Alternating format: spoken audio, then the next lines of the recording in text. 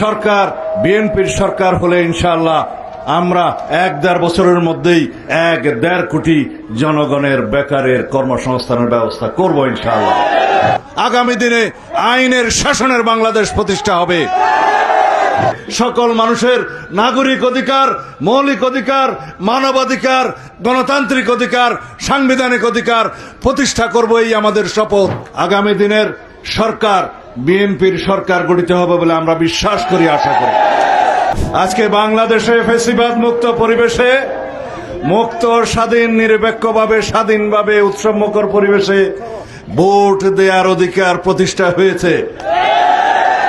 সেই ভোট প্রয়োগ করতে হবে আগামী জাতীয় সংসদ নির্বাচনে ইনশাআল্লাহ। আগামী ফেব্রুয়ারি মাসের প্রথমার্ধে যখন নির্বাচনের তারিখ নির্ধারিত হবে, 16-17 বছর যাবৎ এই ভোটাধিকার প্রয়োগের জন্য বাংলাদেশের মানুষ সংগ্রাম করেছে। ফ্যাসিবাদের বিরুদ্ধে, অগণতান্ত্রিক শাসনের বিরুদ্ধে, অপশাসনের বিরুদ্ধে। ফ্যাসিবাদের পতন হয়েছে, স্বৈরাচারের পতন হয়েছে। ফ্যাসিস্ট শেখ হাসিনা পালিয়ে যেতে বাধ্য হয়েছে দেশের মাটি থেকে। ইনশাআল্লাহ আমাদের শপথ, শহীদের রক্তের শপথ, অঙ্গীকার, জনগণের প্রত্যাশা, আগামী দিনে আইনের শাসনের বাংলাদেশ প্রতিষ্ঠা হবে। বিএনপির প্রতিশ্রুতি, আমাদের শপথ, বিএনপির শপথ, বাংলাদেশের মানুষের অধিকার প্রতিষ্ঠা হবে, গণতান্ত্রিক বাংলাদেশ প্রতিষ্ঠা হবে, আইনের শাসনের বাংলাদেশ প্রতিষ্ঠা হবে ইনশাআল্লাহ।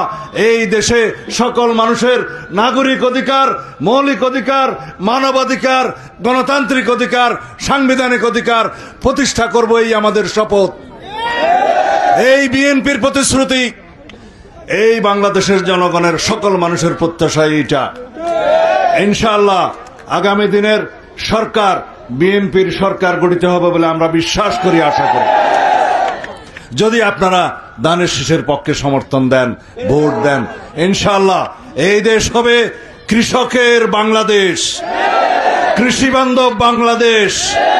এই দেশে সকলের স্বাস্থ্য সেবা নিশ্চিত করা হবে, কৃষকের জন্য কৃষি কার্ড প্রদান করা হবে, ন্যায্য মূল্যে বীজ, সার সহ সকল কিছু তারা পাবে, এবং কৃষি ঋণের ব্যবস্থা করা হবে সহজ শর্তে।